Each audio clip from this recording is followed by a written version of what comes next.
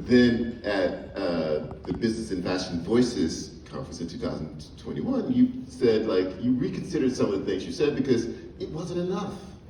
It didn't go far enough. How are you now thinking about accessibility, particularly in the world of fashion? I did that TED Talk in 2017, as you said, here in New York. If I'm being very honest, the conversation was rooted in my lived experience as a disabled queer woman. I have dwarfism. It's been very much part of my own knowledge since the earliest of age that I lived in a world that wasn't designed for me.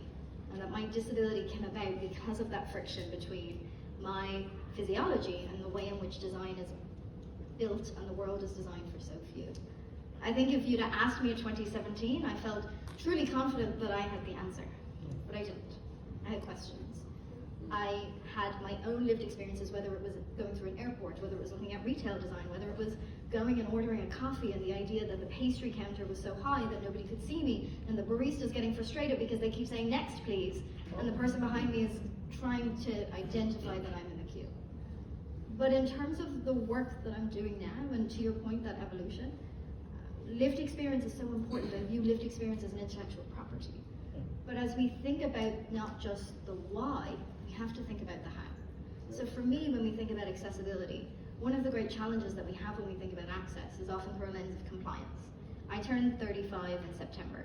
I tell you that only because I'm the same age as the Americans with Disabilities Act, which was always created to be a baseline standard. And the idea was that over time we would iterate and continuously extend the notion of what accessibility is.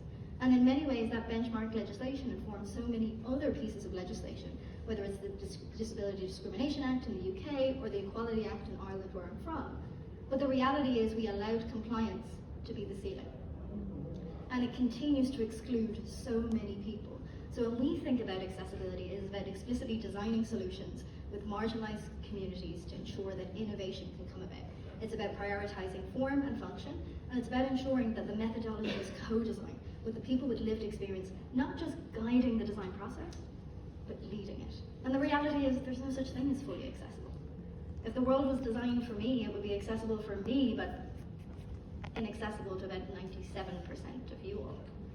But how can we create flexibility within the design process? How can we create multimodal solutions where people can adapt to what it is that they need that day? Because when we think about disability and access, for many people it's something you move in and out of in your life. So design needs to be flexible and informed and customizable. You talk about people needing to view people with disabilities as colleagues and not customers. What do you mean by that? I mean, I feel very privileged to sit alongside this incredible panel. Today we're talking a lot about the fashion industry and the fashion system. I'm very fortunate that through my advocacy within the fashion system, I got to be in rooms and in spaces where I was the only one who looked like me. Then the pandemic happened. If I look to the UK, 6 out of 10 people who died of COVID-19 in the first wave were disabled people. It made me ask the question of if fashion became more accessible because I was part of it, or if it became more accessible for me. When we think about design solutions and when we think about what system change looks like, fashion's response to disability has been about creating capsule collections that are adaptive in a limited range and in a limited size of colors that are so dependable on the market being ready and there being a business case to be able to identify. I can sit here and tell you the data points of the disposable income of disabled people. But what I can also tell you is that in some parts of the world, 75% of disabled women are unemployed. So if we only ever think about the business case and the opportunity, and capitalism is a system that we're all working within, but if we're not simultaneously creating pipelines of talent where meaningful opportunities exist and creating the conditions for disabled people to thrive, we only ever see disabled people as objects to exploit in the opportunity to create sales. Whereas actually, if we think of disabled people as innovators by design and leaders by nature, there is an opportunity, I think, to create wider system change. So it can't just be customers, it has to be colleagues, but then that gives us broader challenges. How do we think about retail design? How do we think about office design? How do we think about reasonable accommodations policies and processes? Who's paying for those accommodations? There's an ease at which if we think about disabled people as customers, but we never value them as part of the whole holistic system. Sara, you founded the Model Alliance. which is I want you to tell us all the amazing things that you're doing, but also I want you to talk to us about your work to build a more equitable, safe environment for models in an industry that is exclusionary by its very nature, that is on some level maybe kind of has some exploitation built into it. Sure. Well, first, thank you for having me. I'm really honored to be here alongside both of you. I founded the Model Alliance because I myself worked as a model for many years, and I was one of the lucky ones. I worked as a face of big brands, and I was relatively privileged compared to many of my peers who were immigrants, who, English was not their first language, they were sending money back home to their families. But I also experienced the pitfalls of working in a largely unregulated industry. So I was regularly put in compromising situations. At 14, I was put on the spot to pose nude. I often had difficulty just getting paid the money that I was owed. When I was 19, I was raped, and I was sort of lured into a hotel room under the guise of a professional opportunity. And so, also significantly, many of the sort of villains who the Me Too movement unmasked, whether it was Harvey Weinstein, Jeffrey Epstein, Bill Cosby, the list goes on, they were all preying on young women who worked or aspired to work in this industry, and that's not a coincidence. And this is not how a $2 trillion industry that's built on the backs of mostly young women and girls should operate. Models are workers who are deserving of the same rights and protections as anyone else who works for a living. So for me, this is personal and really comes out of my own experiences. Lindsay, you have a big journalism job, but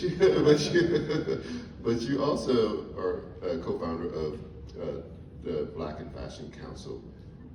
Talk to us about what the council does, and also how you balance your journalistic life with your advocacy and activism life.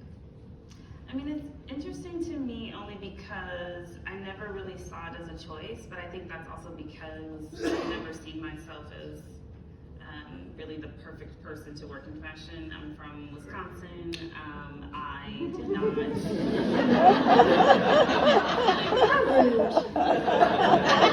But like, there's no. Why is that a laugh?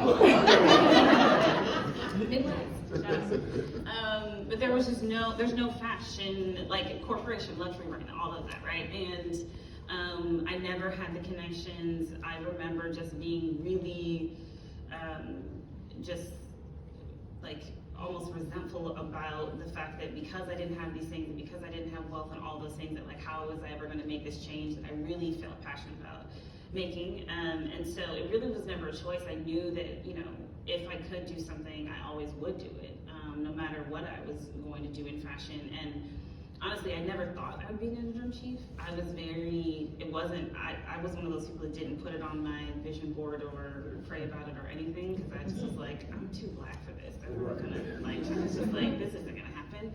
And it's happened twice, so maybe, yeah. But I do think that for me, it was never that, you get power and then you change. I mean, you get power and this is who you've always been. And it just amplifies what you've always really wanted to do or who you've always been. And at the core of my identity, it always has been, how can I be a ladder to help other people up? And how can I be a ladder to help women of color, people of color in general, just being inclusive overall. And so when I was at New York Magazine the first time as an editor, I wrote a piece about what it's like to be Black in fashion, and I just stayed in contact with everyone. And during pandemic, there were a lot of conversations around, okay, so like, what can we do? How can we rally together, et cetera? And so I'm happy to always use my connections and help. And if I can call someone and say, hey, do you you know this buyer at this place, this Black designer needs help, etc. So we've done around 10, this past February was our 10th season, and we just have a showroom. We had it at Spring Studios, and we moved to WSA to do a free showroom for Black designers, and we help them get press and help them meet with buyers and connect them with different production companies, etc., and just kind of try to give them the support that they need and the mentorship and guidance. And then we do a lot of just connecting of, like Barbie came to us and said, hey, like we are looking to find some new designers for clothes. I'm like, great, I know designers. And yeah, I don't take a salary for it. I do this because I think it's important. It's hard to hear. It's hard to hear you talk about your work and not think of Beth Ann Hardaway. Like, are you the next gen Beth Ann? Mama people love you saying that. First of all, I'm gonna call her after this. No, I mean, I have such immense respect and love for her. She has done so much for me, and anytime that I was feeling really scared, she always kind of put something in my battery pack, and it was like, you gotta keep moving on. I remember when I did the Black in Fashion piece, and at the end of it, I had talked to so many people, and they were really, really long conversations. I felt like I was doing therapy with everyone because everyone was just so tired of it. And I was really struggling at the end because a lot of people that I really looked up to were also telling me, you shouldn't do this piece, you're gonna be blacklisted, you're never gonna be able to get a job if you talk about all these things. You should just be grateful, you're young, like you have a job, and people I really looked up to. And I called her just bawling, crying, and she was like, you're gonna do this, and you're gonna put this piece out. I don't care what you say. This is very, very much her. And it came out. I turned my phone off the day it came out because I wanted to be at peace with it, and I remember journaling that day that whatever happened, if that was the last thing that I did as a journalist, I was really proud of it. The next day I turned on my phone and all was well. So Beth Ann knows best. she does. So this question is for all of you, or either one of you. Fashion is global, right? So you have people working in all different countries, in the US, working in different states, cities. How do you, in this global fashion world, tackle the ideas of equity and try to make inclusion and access real for more people? Do you start at the bottom, locally, states or a country, or do you try to craft some global set of standards or at least aspirations that we should be working forward across all of fashion, no matter where it is?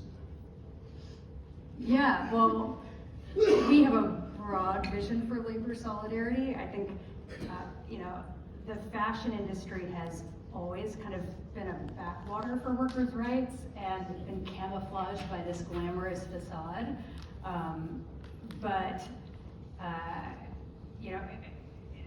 The creative side of the industry has really just started to organize. But for centuries, garment workers have toiled away in obscurity, and in some ways we sort of face a complementary crisis of recognition. You have models who are highly visible, but their work is not sort of culturally recognized as work, and their concerns are kind of treated as frivolous. And then on the other side of the industry, you have people who are literally sometimes risking their lives in unsafe factories.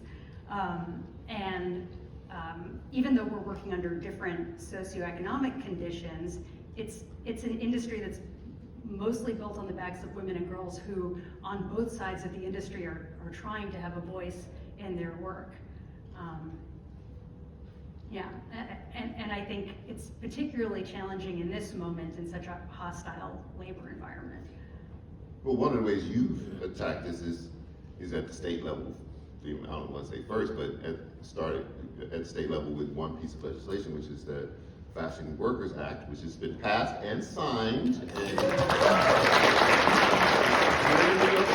goes into effect when? In June. Yes. And tell me who's mad about it. Well, I'm not mad about it. It's groundbreaking. It is. It took 3 years of campaigning to get to this point, and it, for the first time, gives basic rights and protections to our workforce, which people think it's so glamorous and that we're so privileged, but we've won things. It's crazy to celebrate this, but we get to see our own contracts with our clients, which we previously weren't privy to. We will have protections against harassment, discrimination, unsafe working conditions, a safe place to go to report our concerns. And we've run for years, over a decade now, the industry's support line, where we've heard from thousands of people about a range of issues, non-payment, sexual abuse. And it's felt honestly like putting a Band-Aid on a big gaping wound, because the law has not been on our side. And so now, for the first time, when people contact us, we'll be able to say, yes, you do have rights, and here's how to, how to move forward.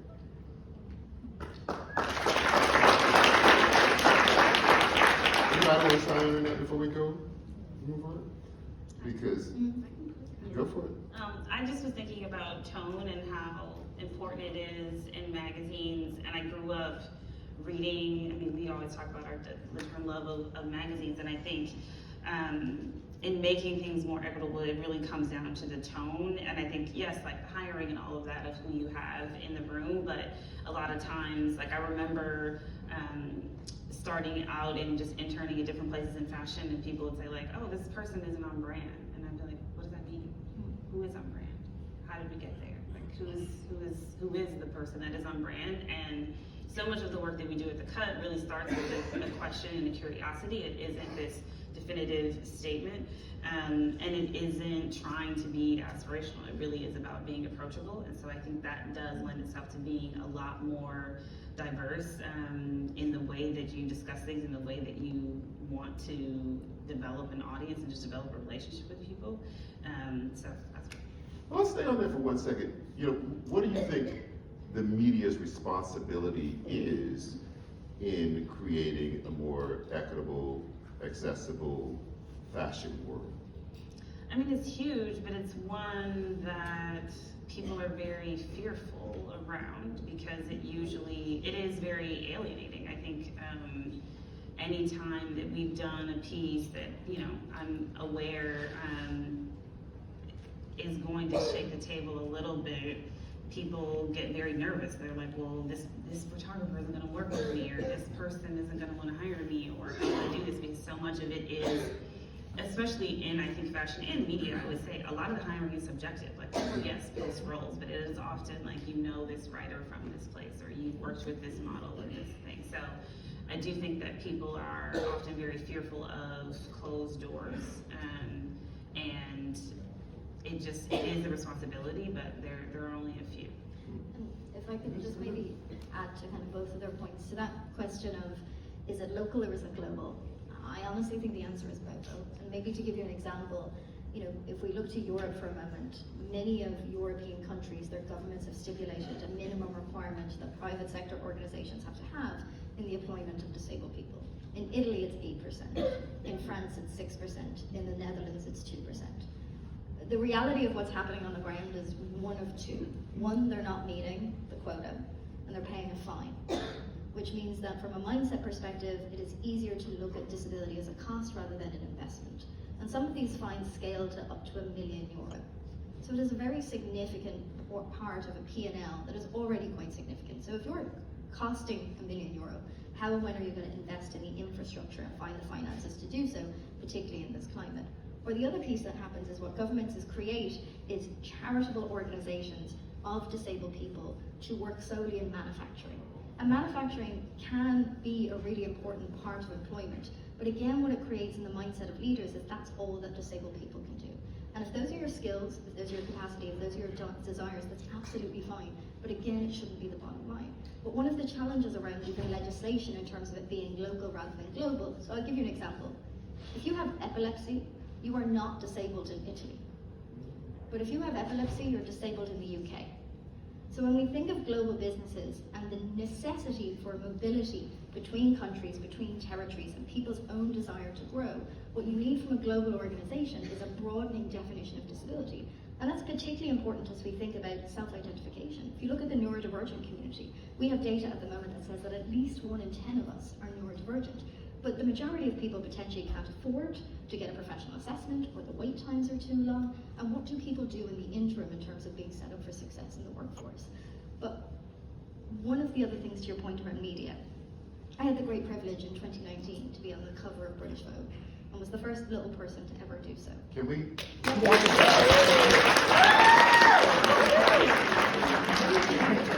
She has a Guinness World Record.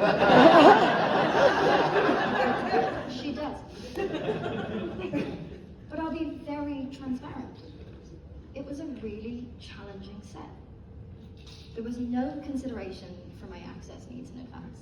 And I don't think it was malicious, just nobody thought of it. They knew that I was disabled. They knew that I was a little person, but hadn't joined the dots. And to be very fair, I was afraid to say anything because I felt that I could or would be replaced.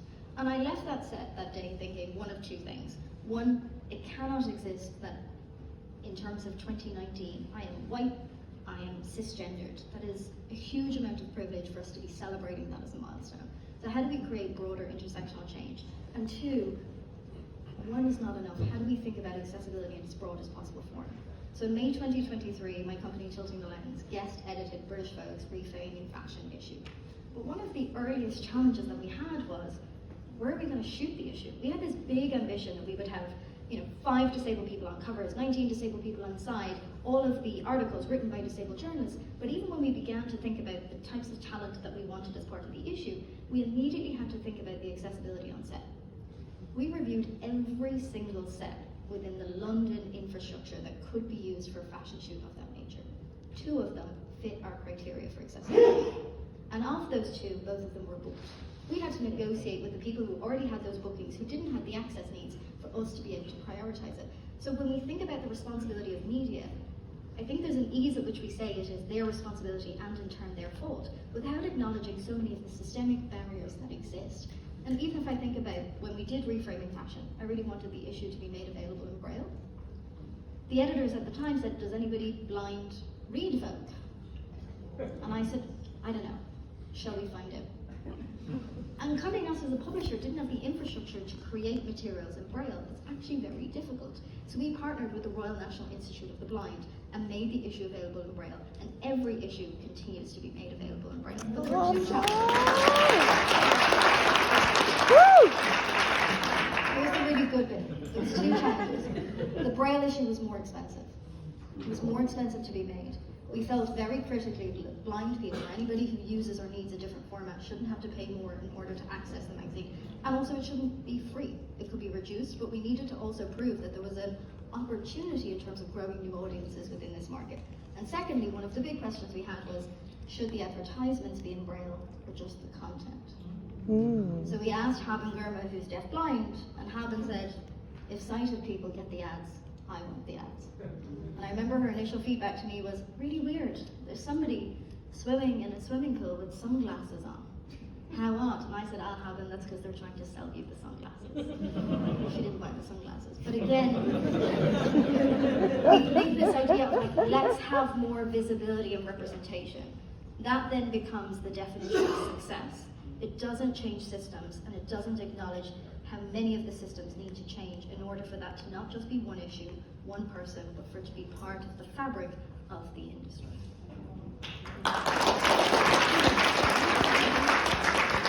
Sara, you talked about the fashion industry being a backwater, I think that's the word, for rights. What about unionization? I mean, you're getting to the point where you're putting more worker protections on the books. What is the unionization unionization kind of landscape in fashion and opportunity for unionization in fashion? Yeah, so initially I set out to unionize the industry. And I approached established unions and asked if they would accept models into membership. And they basically turned me away and told me that it would be impossible or nearly impossible.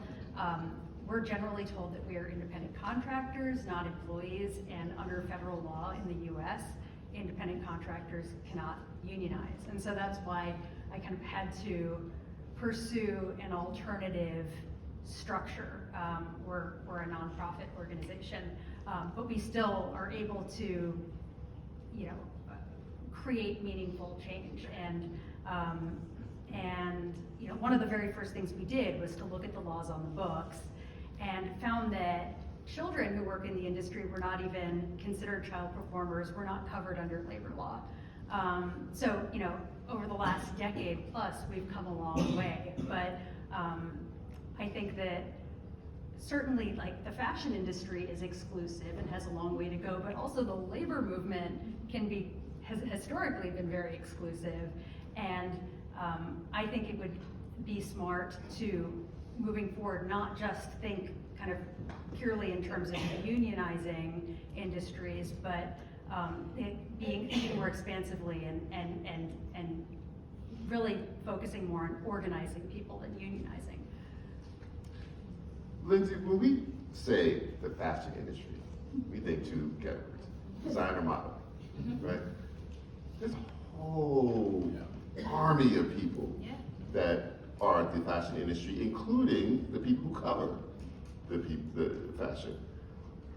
How do we reframe this so that people see more of the unseen people in fashion and we're able to advocate for those people as well as the people that people see? Yeah, I mean, I think it's twofold. We do a job fair for Black Youth Fashion Council every August to try to expose young people of color to all the different opportunities. And you can work at this brand, you can make clothes for Barbie, you can do a lot of different things, right? And I think the exposure at a really young age is just something that most people of color aren't allowed that privilege. Like you're to be able to know someone at this company or to be able to see this certain job. I think a lot of times there is just a lack of intention in the industry as far as the ways in which that we want to gatekeep, and that, I mean, people enjoy it, they like it in fashion, and that exclusivity is something that people really thrive on, and so it's done on purpose. I want to make that clear. It's not something that is on accident or just keeps happening. But I do think a lot of the work for all of us is really that we try to help kind of expose what are the opportunities for more people to come in the industry, but then also exposing people who were like, they're doing amazing work. And I think for me, it's always that, obviously in running a business, I look at traffic, I look at SEO, all of those things, right? But there are some things that I will do, and I know people aren't going to read it. And easiest example, we write about abortion every single day, and I know people aren't going to read it every single day. I know it because they're like, there's all these other things going on. You guys write about Roe v. Wade. I see the comments.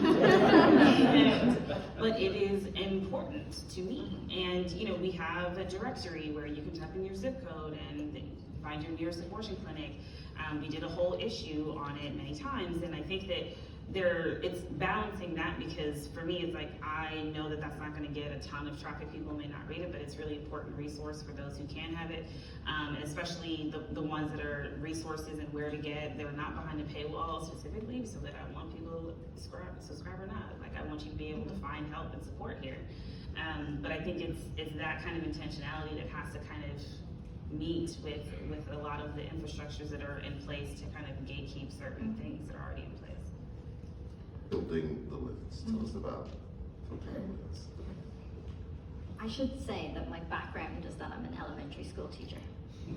That's what I trained as. I then did a master's in broadcast production for television and radio because I understood, particularly living in this body, the essential importance of communication. As I shared earlier, I've been fortunate to have great access in fashion, but access does not create equitable change for as many different people as possible. Sitting at home, in Ireland, in my parents' spare room, I had a great idea. I'm going to start a business. I went to Cambridge and Judge Business School and did a short-term course and learned how business systems worked. It was very deliberately a business. And the reason why is because disability has been conflated with charity for too long. And while there are essential non-profits that are doing really excellent work, they are reliant often on federal funding, or also it creates a mindset within society that disabled people are in need of charity, and in turn only deserve charity. When I think about the work that we do, so often in the early days of the business, people assumed we were a charity. They directed us to the ESG departments or to the foundations, which was lovely, but not necessary. I could take money from every department. And what I wanted to build with the mission of creating the conditions for disabled people to be successful was firstly to create the environment internally where we could hire disabled people globally and they could be successful. So to give you an example, we have things like disability leave. If you have a doctor's appointment or a dentist appointment, it is outside of your sick leave. We live in Europe.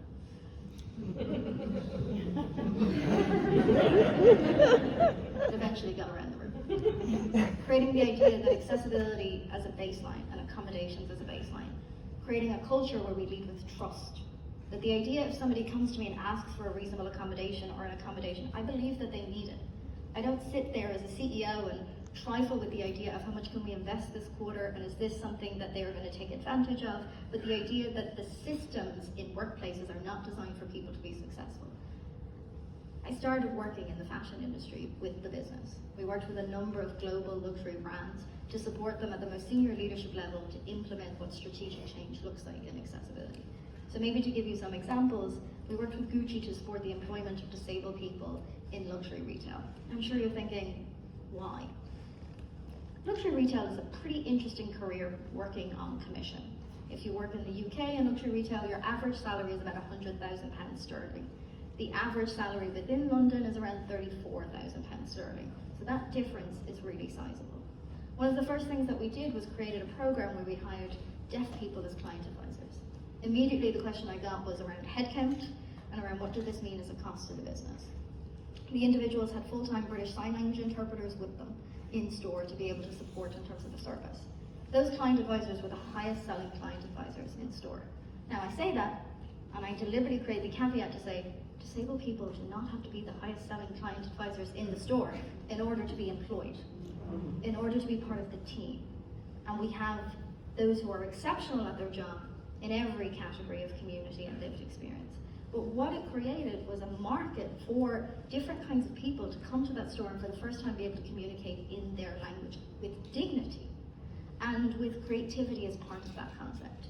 But at Tilting the Lens we have 4 pillars: built environment, co-design in terms of product and service design, digital accessibility, and workplace cultures and organization transformation.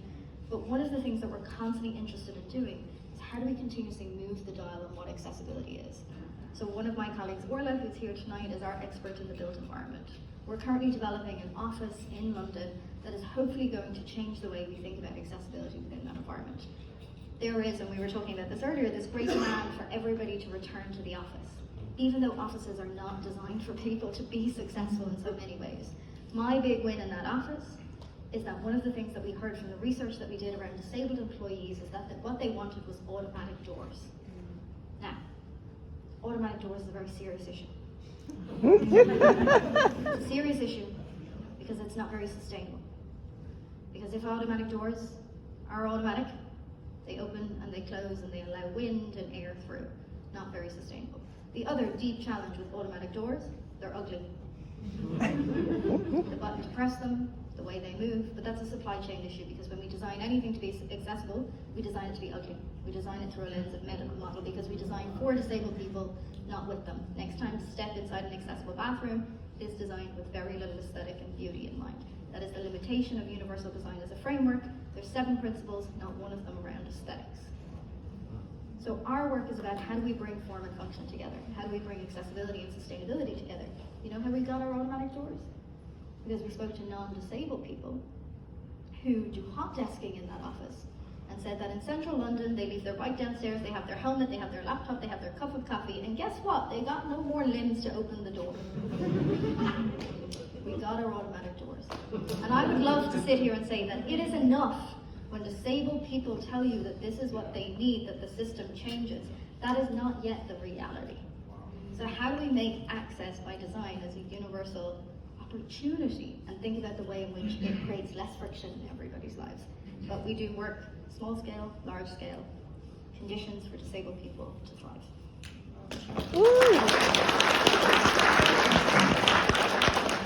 Sara, the Model Alliance played a critical role in the passage of the 2022 Adult Survivors Act, which let survivors of sexual assault file lawsuits past the statute of limitations, and we saw a flood of lawsuits.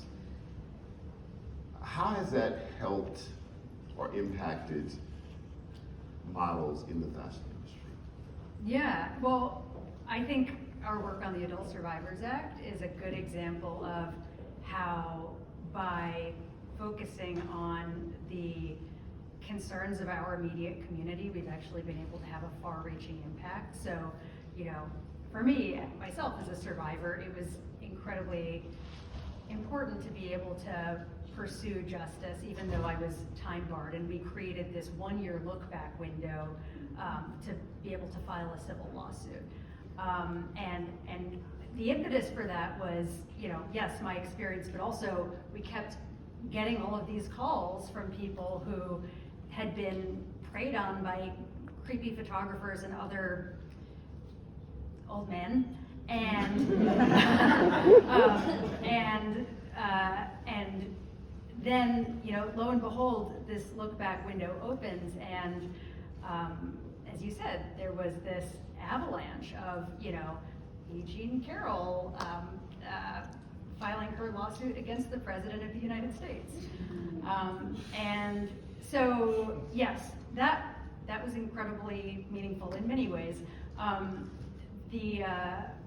think a more sort of recent issue that we've been focused on that similarly impacts our immediate community but has far-reaching implications is the emergence of generative AI to create imagery. And this is not something that just impacts models, but, you know, the whole creative team. You know, when your body is your business, having your image manipulated or used without your consent is a violation of your rights.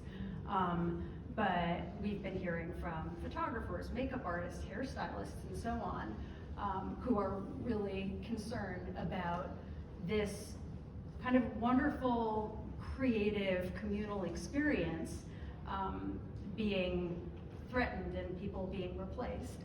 And so, you know, the Fashion Workers Act is significant in part because it's one of the first laws in the world that seeks to address the misuse of generative AI. And it's certainly not a silver bullet, it's just a first step. But this is something that I think is going to be more and more important as we look ahead to future legislation. Lindsay, you kind of burst my bubble in the green room, because I thought that we were seeing more Black people in the fashion industry, more Black designers, that they were doing better. You said the opposite is true. Correct. And, you know, I asked about, you know, the shows that are now using more Black models, you know, whether or not that was some sort of, you know, exoticism, and you said, yes, tokenism. Talk to us about the lay of the land for other people who might look at the fashion world and we think we're seeing more representation, we think we're seeing more opportunities for people of color, but what is the reality of what's happening?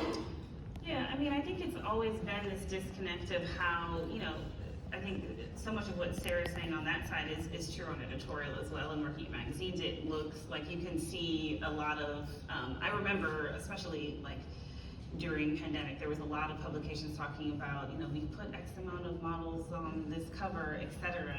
The amount of, you know, just inclusivity is just incredibly gone down on magazine covers. When you look at the runway, there's not size inclusivity at all anymore. People completely forgot that they got on that train 3 years ago. I don't know where it went.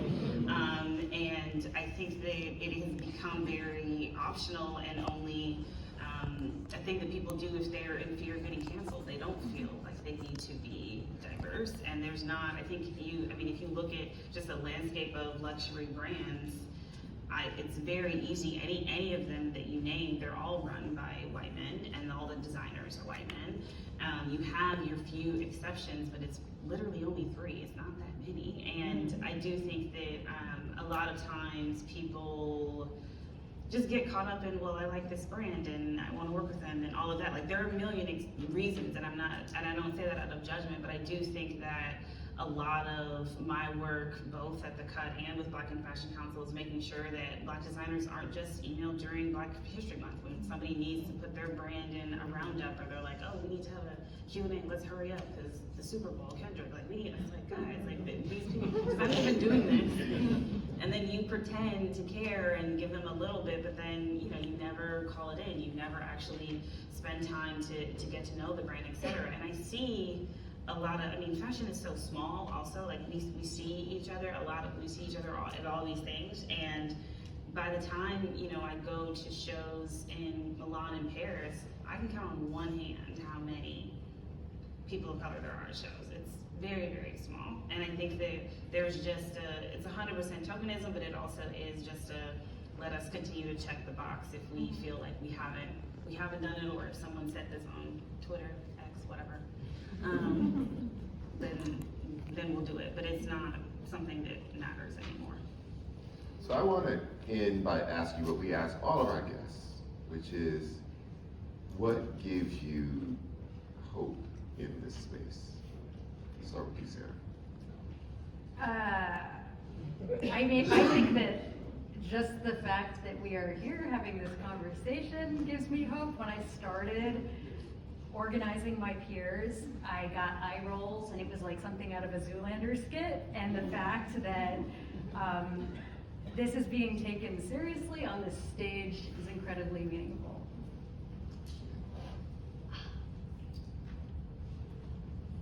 Much to what Lindsay was sharing earlier, the question that I used to get all of the time in fashion spaces was, where are all the disabled designers? Which is an interesting and not interesting question. Because one, what it assumes is that there are no disabled designers already, when the reality is there's a complete lack of psychological safety in fashion, but in most other industries, for people with non-apparent disabilities to self-identify and identify as disabled, there are many disabled designers. There has to be, purely from a demographic perspective. But what is also missing is a critical path for the next generation of disabled designers to be designers.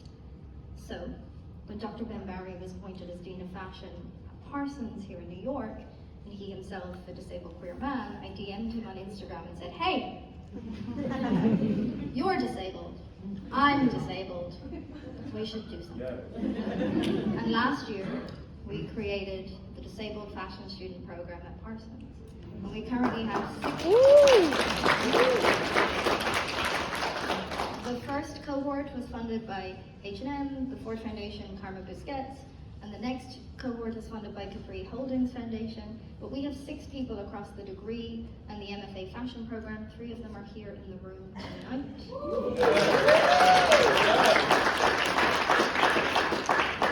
And it's not just about funding their education, it's also about making sure that they have accessible accommodation in the city. It's about making sure that the program in and of itself is not just accessible, but anti-ableism. It's about making sure that these students themselves have a pathway to internship and employment.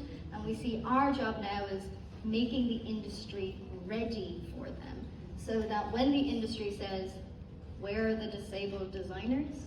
They're right here, you guys. Yes.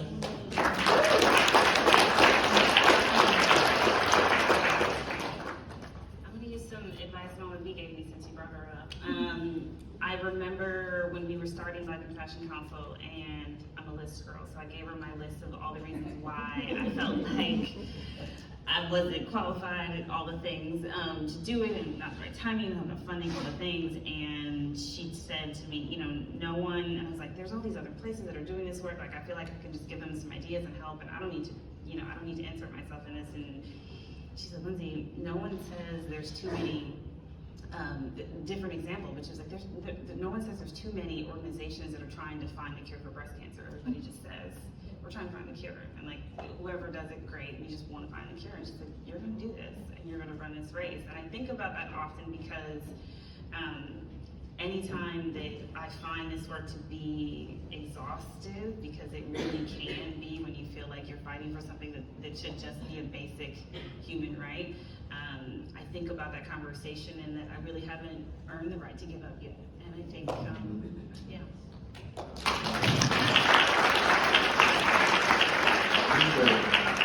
All amazing people, amazing conversation, and Sinead has taught us one thing on top of all the amazing things that she's taught us tonight, which is, if you're gonna slide into somebody's DMs, be direct. So that's what I tell about